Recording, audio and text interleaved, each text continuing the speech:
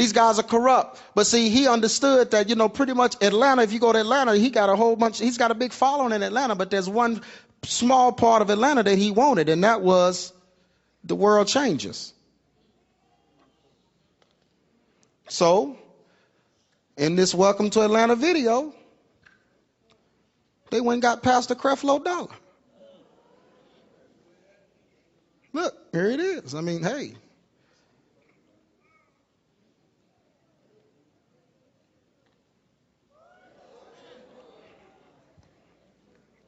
Now they're going in the club and they're going to dance and party up.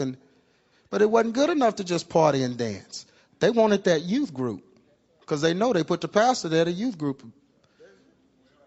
I mean, can I tell the truth? I mean, you can turn on the station and see it. Folk act like I just dig it up like it's hidden. This stuff is blatant.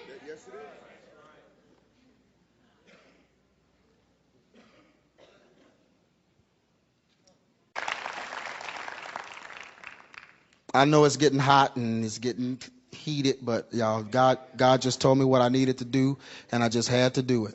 Now, this is Brother Mace. I showed you him the other day, and since I showed you him, there was a song that just came out, and, he said he'd never curse in his music, and he said he's a preacher and all of this. This song just came out with Eminem, Lil Jon, and Mace, and it starts off, it's the MFing remix. That's what they say. And all through the song is just profanity and all kinds of stuff.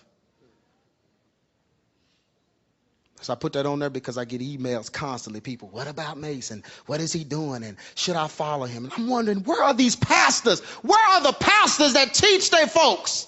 Where are the men that stand up and say right is right and wrong is wrong?